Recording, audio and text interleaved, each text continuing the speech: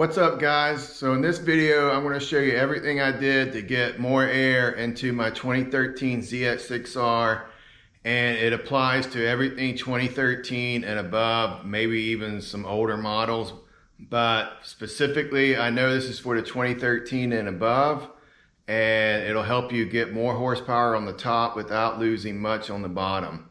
Alright, so let's get into it.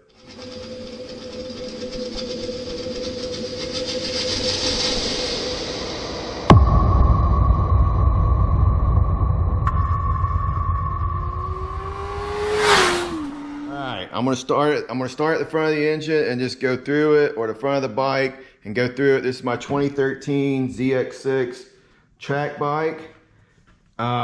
Whether or not you have stock fairings or track fairings, doesn't matter. If you look into your intake in here, there is like a resonator, or yeah, it's a resonator for the sound, basically to help quill the sound. I had cut that off to minimize the airflow in. All right, another thing, if you look in there, there's like a bird cage of foam. I tore that out as well to allow more air into, actually enlarge the ram air duct in. All right, second thing I'm doing, and this really doesn't help much, but I'm tearing this foam out. I've left it in there for a while, but it was kind of lifted anyway. But if you choose to tear it, go ahead. But I'm telling you, there's not really, this is more for insulation, I think, than anything else. Sound insulation. It may be some heat, but I'm getting rid of it because it was starting to lift anyway. All right, so next thing, I'm going to show you the two filters. This is the factory filter, and I did a video before about cutting the metal screen off. At some point I went to a WSBK. I want to show you what these two filters look like in the bike. Factory filter from the side, and see the stacks? All right.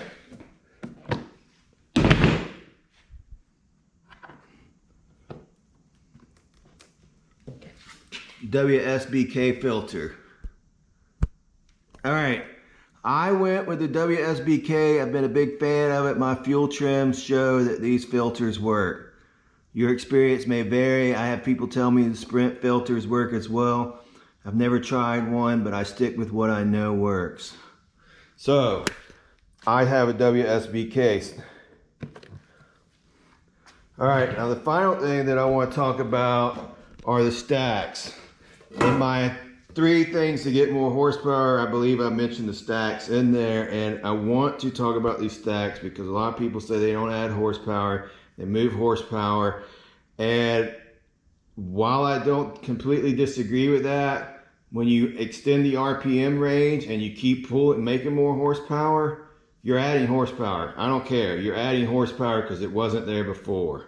It may not be more peak, but you're adding horsepower and the bike's going to pull stronger.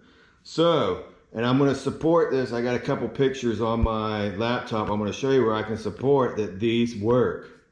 All right, so first off, I just want to show you the comparison. This is the middle stack. All right, this is what it looks like from the factory on the middle, and these are the end stacks. And you can see that they're almost the same height as what I put in as far as the overall height on the rear, but these are much more open. All right, so the other thing I mentioned in my other video, I want to mention again why I didn't cut these out. Some people will cut out this center section for more top end and move the RPM up higher, but I chose not to do that because my goal was to keep power under the curve and keep torque throughout. And I figured if Kawasaki designed these for the 09 through 12, I wasn't going to mess with the design. I was just going to get more RPM, horsepower, and try to keep as much torque as I did. And I think that it works. So essentially you have like a high speed and a low speed stack, and they act like a Venturi. It's like they flow well at low RPM and they flow well at high RPM. I know this works because if we look at what Suzuki's done, Suzuki, if you read this line right here, and I couldn't find a picture, but Suzuki basically adds stacks that look very similar to that in their GSX-R on that bike over there. So yeah, Suzuki's doing it as well. Right, the next thing I want to do is I want to show you a dyno comparing the 12 and the 13, where the 13's in red, 12 is in blue, and not looking at the numbers as much as we're going to look at the where the peaks are. And you can see how the 12 is actually making peak a little later and carrying it out more.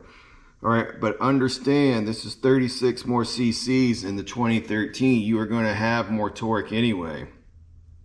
But notice where the 2013 peaked in horsepower. And one of the biggest things about the 13 plus bikes to me is when you rev them, they feel strong in the middle. They got plenty of grunt, but when you get to the top, they basically die and they fall over. It feels like a truck. They stop making power. All right.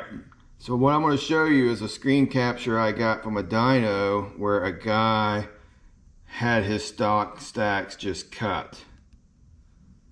So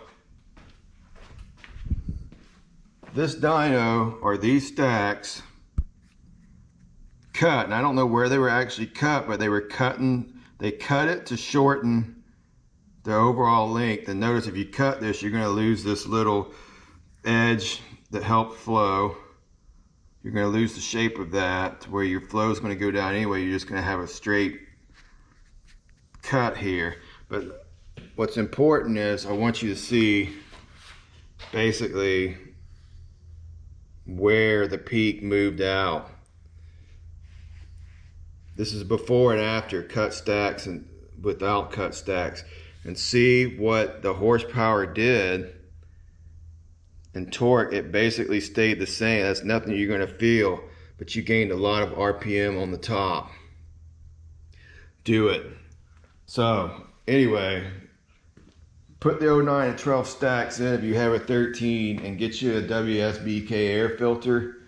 Clean out this intake and you will feel the difference. You will gain some RPM on the top. And that RPM will be valuable. You won't need to shift as early. And you'll shift to where you're making more horsepower anyway. So anyway, I'm going to end this video. If this video helped you, if you want to see more tips like this, please like and subscribe to my channel. I try to cover all these things that I do to my bikes to help other people. And I only really say things that I know work, so I've proven they work. So next video.